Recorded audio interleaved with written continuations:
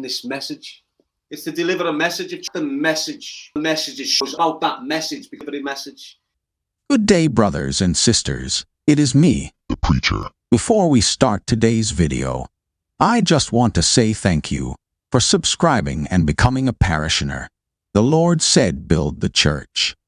They will come. It means I am doing the Lord's work and brings me joy when I'm alone in my chapel. So please keep subscribing to save more souls from these heathens and closet apostates.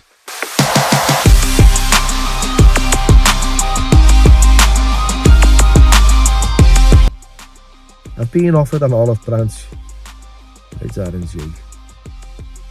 Darren wants to do a live or a podcast. Now, I'll do a podcast with you all day long. I'll get you in the car, we'll sit down, we'll have a chat. Yeah, I'm pretty sure we can be reasonable and civil. You know, I've got no beef with you, never have, never will, and I don't want to. Seems that Billy Moore has accepted an olive branch from the devil. Billy must not have seen the film Bedazzled. I think he should watch it. You should know it's always a trick. You are your own man, even though I think you're a witch now and need a Salem trial and burned at the cross to see if you live. But just know, the preacher will redeem you, my child.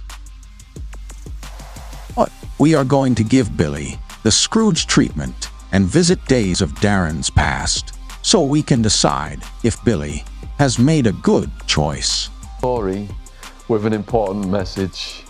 Choose a life, not a knife. And just, you know, really show him who he is as a man and where he's going. And reading the comments, you know, some people were concerned about his mental health, saying that, you know, he's got it in him to kill a family and things like that. But he's come in here and clarified what he meant by that. And how it was his frustration from his struggle. He has this potential to go full on. So, just huge thank you, man, for coming in, honestly. Thanks for you, Sean, giving me the opportunity to further this message.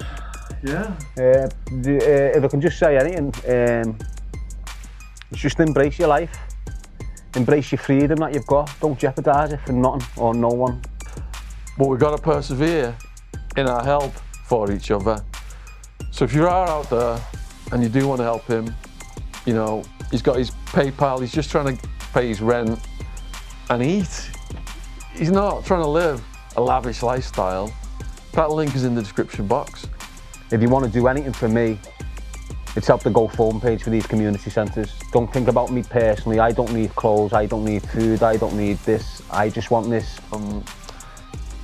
You respect is earned from you through love, and love starts with a hug. So Nice. Well done, thank you. Now, if I'd sit here and scream about that rat with the nonce, I can sit here and tell you I've got two libel documents off them, like Marvin did 2 days ago. Marvin got libel documents 2 days ago off the same rat. That's why he's on a chair shitting himself. Oh, we can't get shut down. I've worked so hard for this. I'm not in it for the views. I'm in it for most of the views. Not them. Fuck them. You can see right through them all. If you can't see through them, you're fucking blind. It's as simple as that. It's like watching a fucking puppet show against ex-convicts that are not reformed. I'm the only cunt in the middle that's reformed. That's why I'm getting attacked by all these dickheads trying to milk me name. He's conditioned, because of all the bullshit he went through that he wrote in this book, to suspect something's wrong when he receives help. As we can see, Sean did nothing wrong but help Darren. There is a lot more to these beefs, but I don't want to cover too much old ground. But when Sean did not do as Darren said, and when he said it like a drill instructor, Darren wants to ask how high when he tells you to jump. Even though Sean forgave him many times, he still turned when he did not get what he wanted, would not ask Sean anything, because he is another godless heathen. I'm pretty sure he was exiled from Sodom and Gomorrah and survived the floods by being a spineless reptile clinging to Noah's boat, the same as holding darrengee's pocket if he was in prison. But at least Sean does his own work and does not beg the viewers under false pretenses. I've been homeless, I've moved 30 times. that's just the way it is. Is there a contract out in your life just now? Yeah. I'm currently sat here now with 2 threats to life warnings on me. So he's told me it's him. Straight away. It is what it is. We've went down, we've killed him. Just like that, killed him. Just the way it is. Killed him. No feelings for him, no nothing. It is what it is, you deserve it. I'm gonna kill your family, and then get the police to kill me. A massacre. Right, now you mark these words, bro. Mark these words on this interview. Use mark these words as well. I'm a suicidal man, but I won't take my own life. But I'll happily run into a hail of bullets off the law. This is what's been going on. I can give a full situation, but it's all there. You've only got to refer back 12 weeks and look at everything that's been going on between me and James English and that poisonous crowd he's attached to. He's coming from a different angle now, involving that Irish family and that Marvin Herbie. It's messy, but it is what it is. I'm scared. No, I'm a fuck. What am I doing? I'm doing the righteous thing, delivering this message. They're trying to knock me off the pedestal that they're dying to stand on. It's not my fault I became popular on your YouTube site. You're on it. I went there to promote a message. People felt my energy and rolled with it. I'm sorry if that's upset you all. You know, 8 months ago, we weren't even considering a podcast. 8 months ago, I started considering a podcast. I stepped into that theatre of war, if you like, because that's what it's like. I've stepped into that theatre of war, and because I never jumped on board or got in with that little circle of negative, poisonous sex monsters up there, they all just pushed me aside and started targeting me, shutting me down, doing all this mad shit. Now let's talk about James. I knew James was being a rat, just didn't want to believe it. Now there's other people out there who have been telling about James, and they can confirm this. I just didn't want to believe he'd be doing it, okay?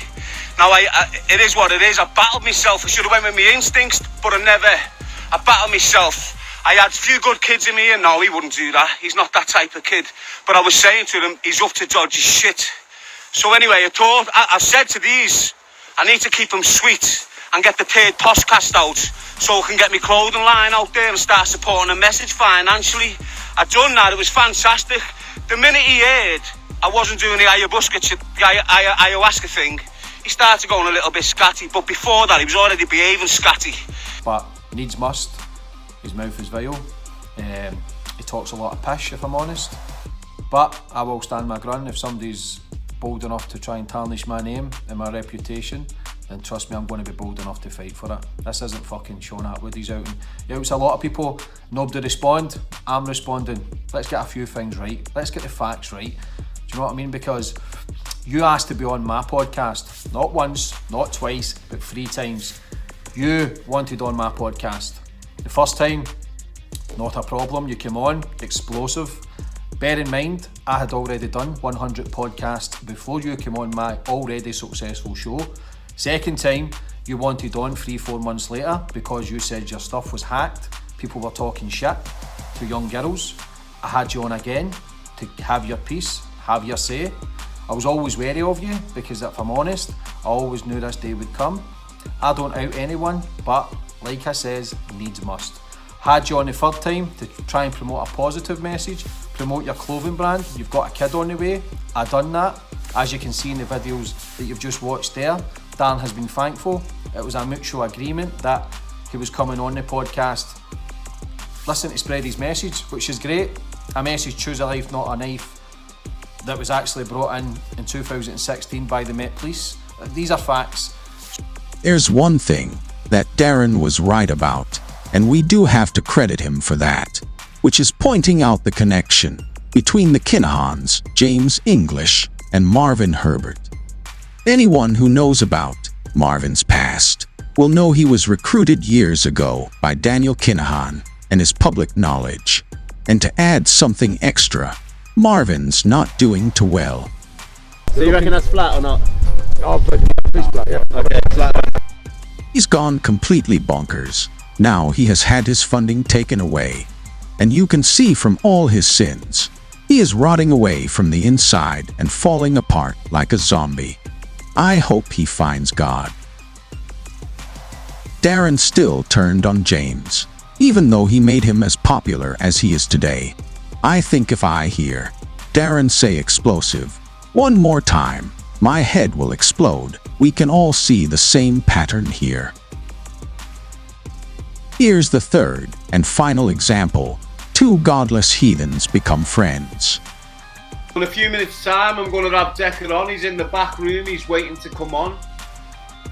I'm going to go through his life. I'm going to touch on a lot of subjects. We will not be mentioning any weird individuals that roam the platforms of YouTube to target, harass and destroy lives. We will mention the trolling. We will mention the impact of a victim in that situation, but we will not be mentioning the victimizers who are probably sitting in the background now hoping that their names get mentioned. It is what it is. It's a turning point for Mr. Decker Heggie. He's got the opportunity here to be truthful and honest about his life. Good evening, Dad. Here you are, Decker, you're in. How are you doing, mate? Buddy? I feel good. It was very dramatic. He ended up shedding tears. But let's look at the video for what the video is. Let's just focus on the video. Focus on the documentation that he's put out there in a DBS check. That does not clarify anything. All it clarifies is that he's a sexual offender. And when he's committed that sexual offence upon the woman, he's then went out his way to terrorise her, intimidate her through messages, and so on and so forth. That's the only paperwork he's put out there. He's very upset doing the video. He seems very emotional. He seems like a narcissist, if you understand what I'm saying. But there you go, that's just my opinion. I'm firmly sat here and I'm willing to shout out that Decker he's got sexual convictions on his precons.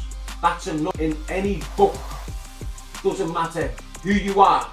If you've got an offence on your previous convictions under the Sexual Offenders Act, you're a nonce.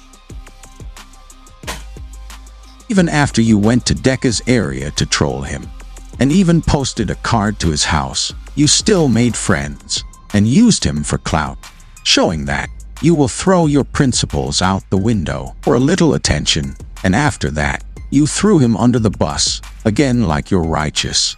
I bet you can get under any door and escape, with how flat your spine is. Making friends with a deviant, just to throw him away. I don't know anything lower, except Decker's morals. So if I was a betting man, which I'm not because I am religious, I would say Darren will make out Billy is trying. Get Darren killed by Stephen French. That sounds mad, but that's what happens when you're around Darren. He still has prison paranoia, and Billy, being known in Liverpool, you will assume he is trying to set him up, even though it's him who made contact. But that's all for today. What do you think of my prediction? Has Billy thrown his soul away for clout? If you have made it to the end of the video, then you are a blessed soul, and know the preacher walks beside you as you travel through the valley of the shadow of YouTube's dark side. Amen.